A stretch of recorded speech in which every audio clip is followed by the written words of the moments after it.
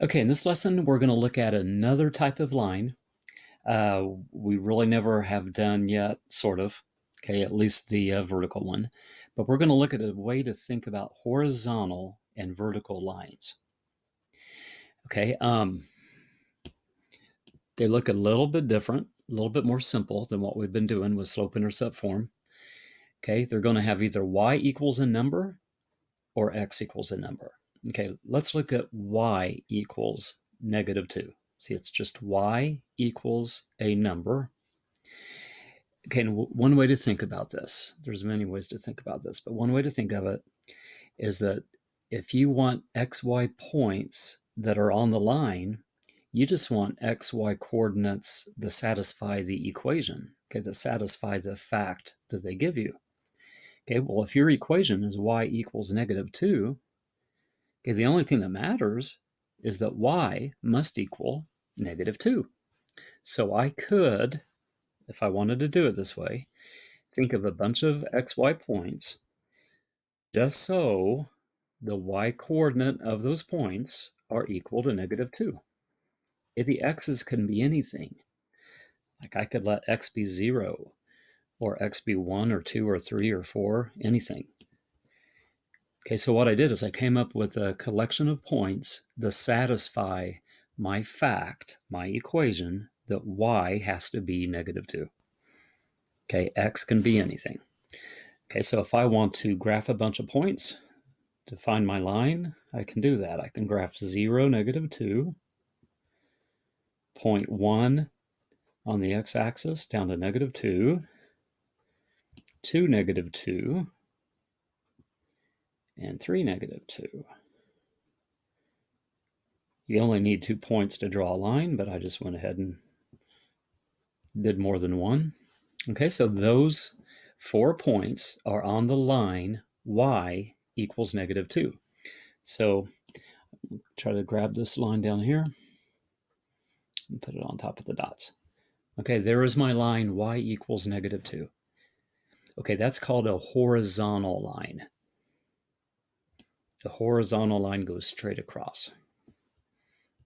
Okay, so y equals -2 is a horizontal line that passes through -2 on the y-axis. Okay, my next slide.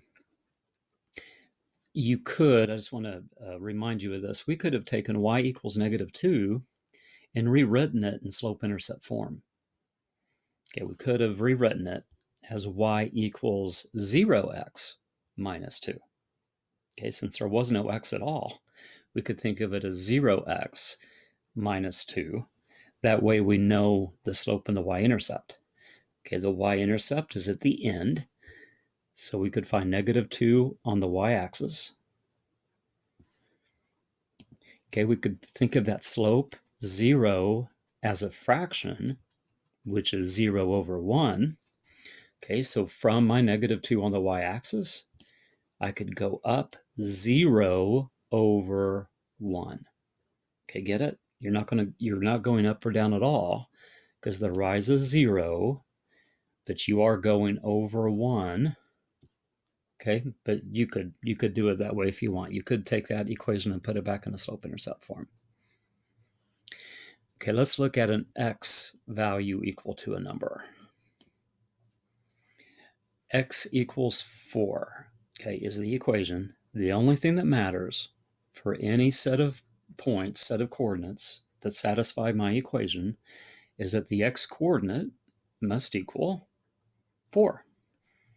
Okay, see, y is not in the picture at all. Y is not in the equation at all, so y can be anything.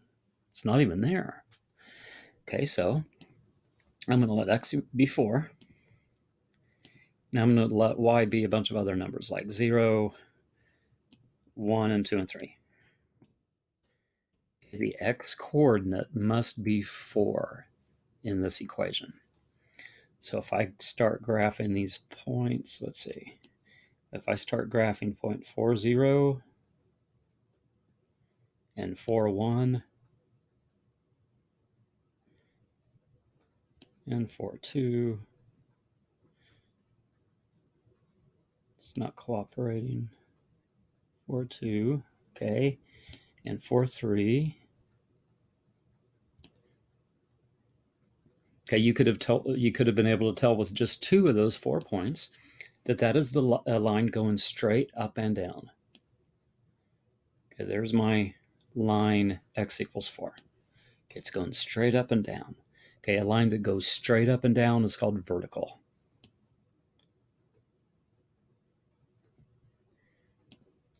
Okay, I'll let you do the next couple slides before you check them, but just think of it this.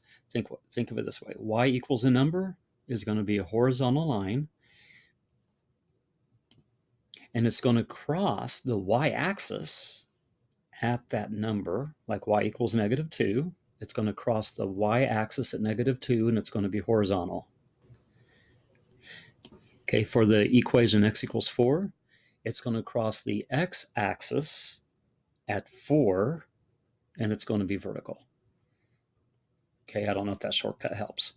Okay, but see what you can do with the next slide before you check.